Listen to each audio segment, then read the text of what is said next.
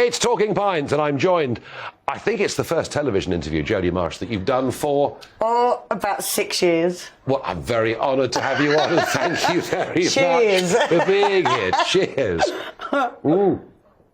Now, it is a fascinating story. You know, girl at Brentwood School. Yeah.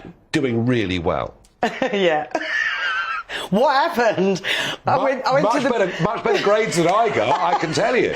I went to the best private school ever, and then I became a lap dancer. But, I mean, you had the grades. Yeah. You could have gone on, you were thinking about becoming a lawyer. Yeah.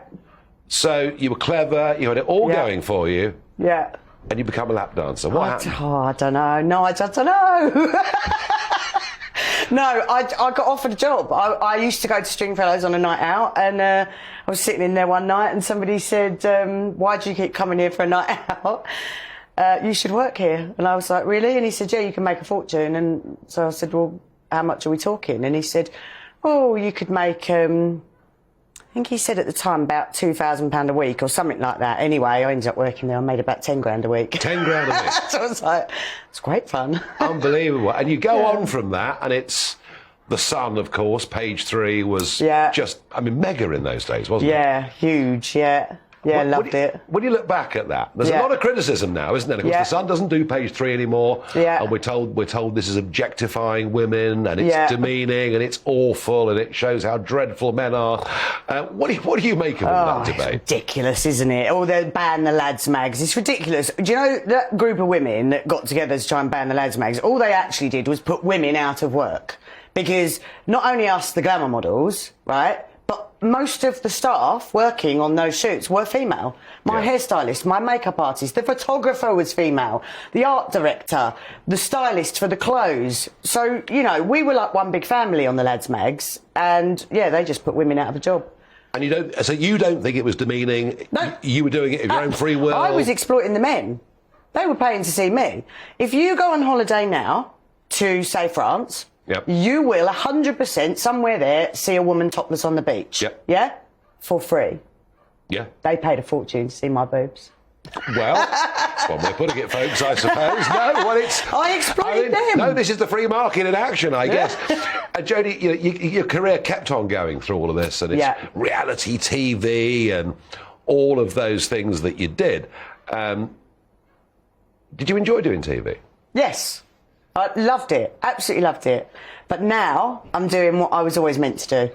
So, and we're going to come to that in a minute. So I loved the TV, absolutely loved every second we're going to come to what you do now. You did, but yeah. And then suddenly you decide that you're going to become a bodybuilder. Yeah. How does that happen? Oh, that was fun. That was so fun. No, I just got obsessed with the gym. It was as simple as that. I started getting fit and training. Loved it, had a few friends who did bodybuilding and competed, and just thought, do you know what, I want to do that. And I basically went to Discovery Channel and I said, listen, I'm going to do this, I'm going to compete as a bodybuilder, whether you film it or not, but if you want to film it, you can. And they went, yes, please. So we made a documentary, and one documentary turned into another and another, and before I knew it, I'd made about 26 documentaries for them. And you won a gold medal at the sort of... I was a champion of America. Yes. Yeah, I won the IMBF champion of America in bodybuilding, so massive achievement, massive. But you were a big role model to a lot of people. Well, you were mega famous, and I know you'd chosen that life, and you were mega famous. Is bodybuilding actually a good thing for people to do? Short term.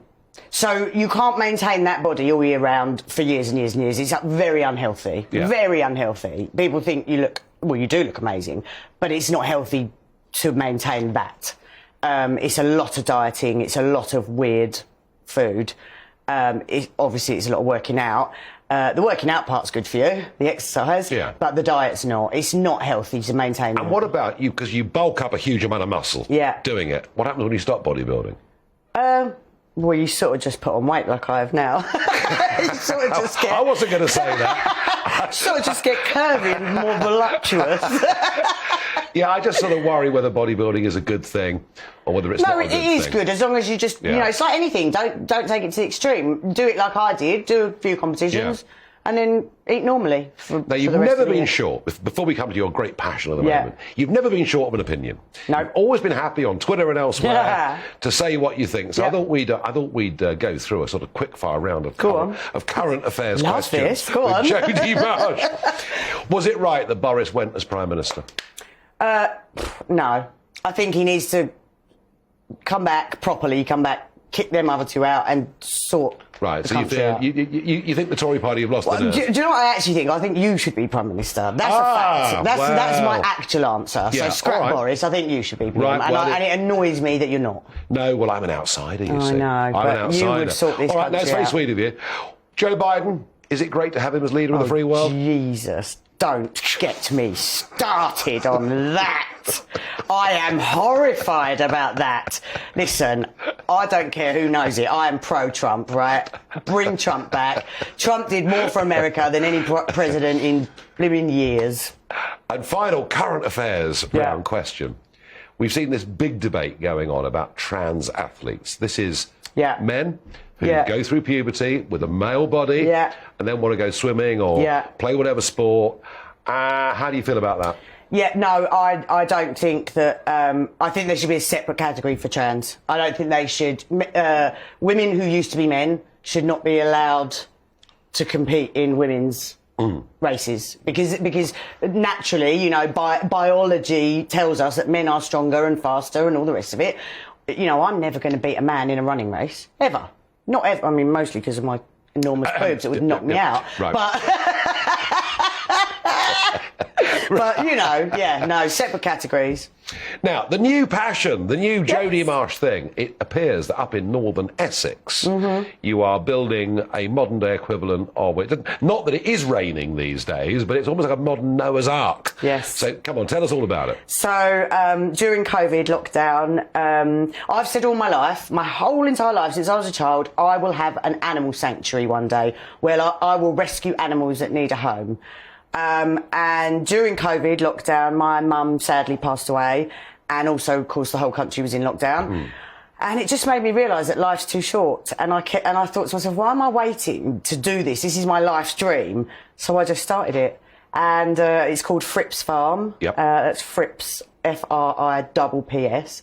And I just gave it a name, but I've now got over 250 animals on the farm. And these are rescues? They're all rescues, so they're animals that would be dead now if it wasn't for me. So sheep that would have gone to slaughter, pigs that would have gone to slaughter, you know, just basically anything. Lots of animals that came to me with injuries that I sort of rehabilitated and got them better.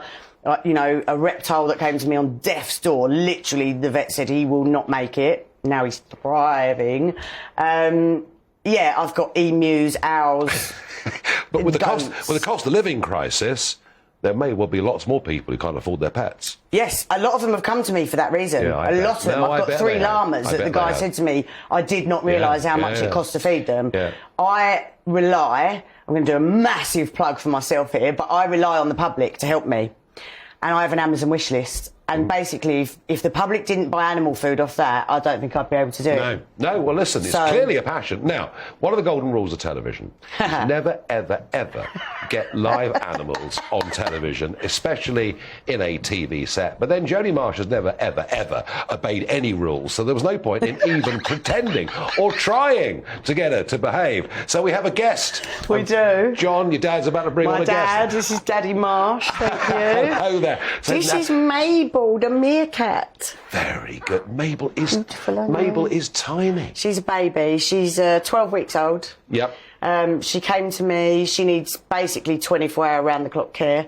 She came to me 6 weeks ago. Well, she was just sort of abandoned, basically.